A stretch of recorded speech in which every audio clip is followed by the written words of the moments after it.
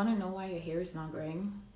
That's because you don't know your hair. Today we're going to talk about how knowledge and understanding and mastering your hair is going to help you grow it better than any product in the world or any DIY. I have classified hair in 4 different classes, and I feel that all categories of hair are inclusive in these 4 classes. Hair that grows fast but with thick strands, hair that grows fast but with thin strands or fine strands, and hair that grows slowly but with thicker strands, and hair that grows slowly but with thin or fine strands. If you belong to the first category, let's call it class A, then you probably have no problem growing your hair. These are people who need like the basic hair care routine, and their hair will just be flourishing anyhow. People in this class stick to the basics, and they usually have long hair even with their minimalist hair care routine. Yep, it pains us, but it is what happens, okay? Now, the truth is, there are some people who have long hair but do not belong to this class. So this class is not all inclusive of all people with long hair. This class of people are just a small percentage in the group of people that actually have long hair. I, for instance, do not belong to this class, but I have back length hair. Most of the people you see with long hair belong to category B and category C. So if you belong to category B, welcome. That is where I belong, and I understand how painful it could be when it comes to length retention. A person who belongs to category B should be seeing about like half an inch or 3/4 of an inch of new growth every single month. Now, if you multiply that by 12, that should be 6 inches or 9 inches a month. And if you multiply that by 5 years, I've been natural for 5 years, and that should be 30 inches to 45 inches. And that is not the inches I have on this head. The idea is clear. We grow our hair really quick, but why aren't we having 30 inches or say 45 inches? Because as our hair grows, it breaks. Story of my life. What could be the solution to this problem? So the problem needs to be attacked from the scalp first. And one way to deal with that is to actually do scalp massages. Scalp massages promotes hair growth, true, but also it does something really significant to people in category B. It helps increase the thickness of our hair, and that's what we need. When you massage your scalp, you actually notice that over time the new hair that is growing out of your hair follicles are thicker, and that is what we want. Obviously, because your hair is mostly genetically programmed to be fine, so you're not gonna see like change from like very like fine hair to like extremely thick hair strands. No, it's not gonna happen like that. What you're going to see is you're gonna see a subtle change in the thickness of the hair. It's gonna improve. There's gonna definitely be a noticeable difference. You have to learn how to massage your scalp the right way.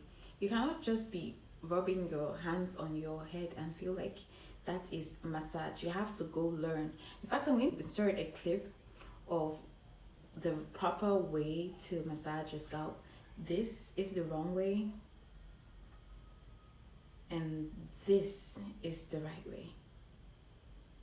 If you massage your hair 3 to 4 times a week, you're going to see significant difference in your hair thickness. You have to learn to deep condition your hair every single time.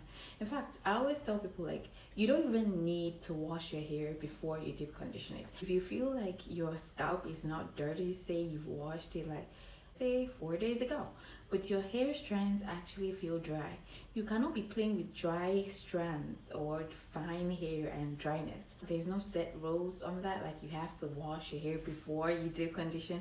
There's nothing like that. There's no rule. I mean, show it to me. I'll wait. So you can deep condition your hair as often as 4 times a week, depending on what your hair needs. Another thing is you have to maintain a moisture to protein balance. So what that means is you have to give your hair 50% of moisture and 50% of protein, and that is non-negotiable.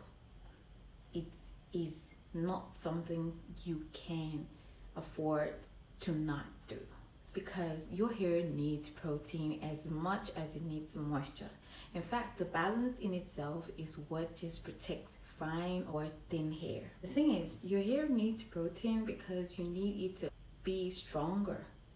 As much as you also need it to be stronger, you cannot neglect your moisture, because if your moisture levels are low, it could easily break off, because the moisture brings in the elasticity, but the protein brings in the strength. You see why you need a balance? Now, how can you achieve this balance? Personally, in my videos on Instagram, I actually show how I put my protein deep conditioners and my moisturizing deep conditioners together. Now, what I don't show is when I put that together, I actually go in with my oils. I put in my oils and then I mix them. That way, I'm just sure that it just goes in and it just nourishes my hair. I don't think that this is a must, but it's just something that I try out to do for myself. So I recommend this for you. You can skip the oils, but mixing it together, if you have fine strands, it's gonna do you a lot. If it's not something you do, like you really don't like the idea of mixing, then you can just go ahead with your protein dip conditioners, and then the next wash day you put in your moisturizing dip conditioners, and you keep doing the swap. Now don't be like, I put protein last time, but this time around it seems my hair still needs more of that protein. Don't give yourself excuses. Go in with the swap. You have to keep swapping protein with the moisture, with the protein, with the moisture, with the protein, with the moisture. It has to just, that balance is not something you play with. If you feel like your hair is brittle, then you can go in with rice water. If you are like me and you really don't like the idea of going to the kitchen and just be mixing things like that, then you could just go ahead and buy products that has rice water as a main ingredient. Research has shown that rice water actually has a compound called inositol that repairs your hair from the inside out. Another thing you could also try is incorporating more vitamin C into your diet, because vitamin C is a key ingredient in the production of collagen in the body. And if you have low levels of collagen in your body, then you don't have good hair, because lack of collagen will cause your hair to be dry and brittle and thinner than it already is. And sis, we don't have time for that.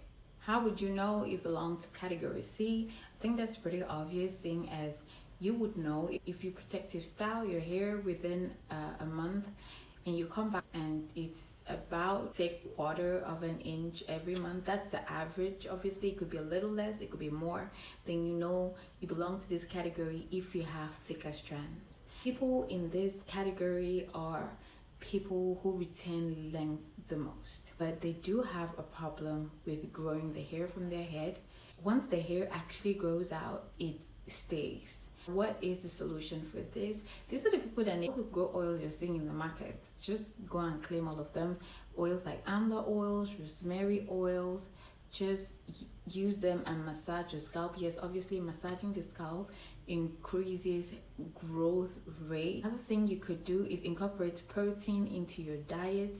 Yes, obviously we know protein is a building block for our hair. You need to eat more protein to grow your hair faster and longer, and you could also incorporate vitamin B12 and zinc. Also, you have to be sure to deep condition as often as people in category B, but the difference is the ratio with which you're going to use your moisture and your protein deep conditioners. Unlike in category B, where you have to make sure that everything is 50-50, it's different in category C.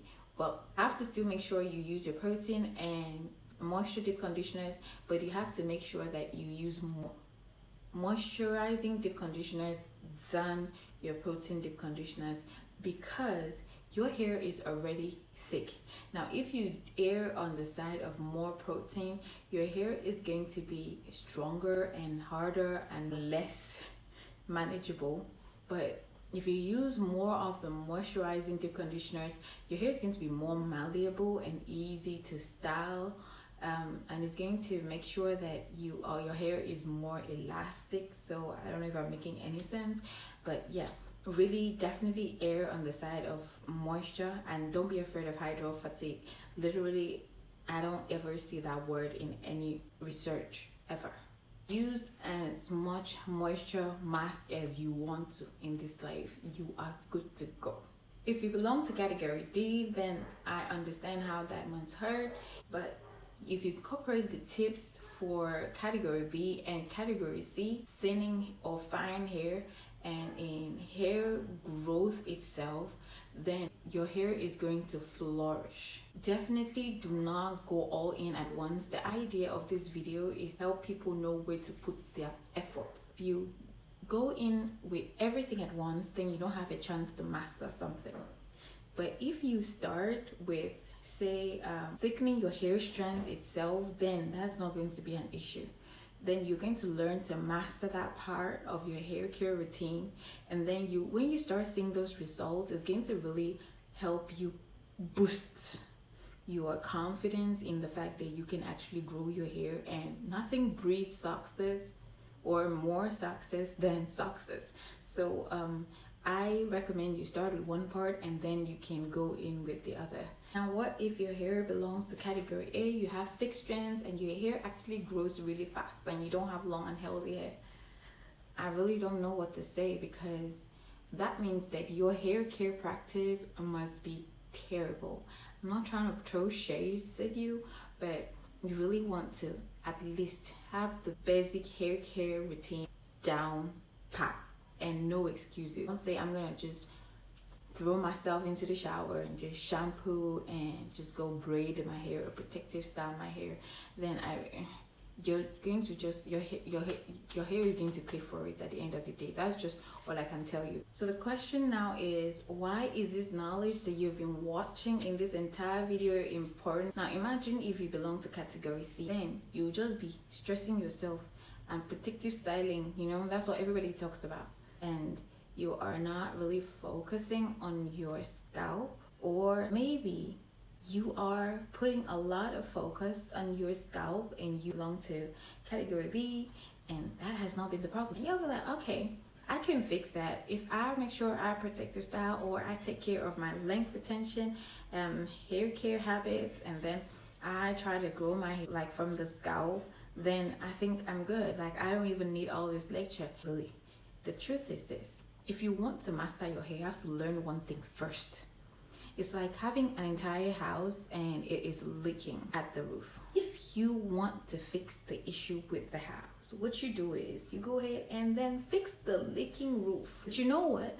You could easily just break down, bulldoze the entire house and build yourself a new one. That works as well. But it takes longer to see results. But if you just go fix the leaking roof, that means the problem is solved. What I'm trying to say is, identify your issues and fix where the problem is. And then you're gonna see your hair grow and flourish.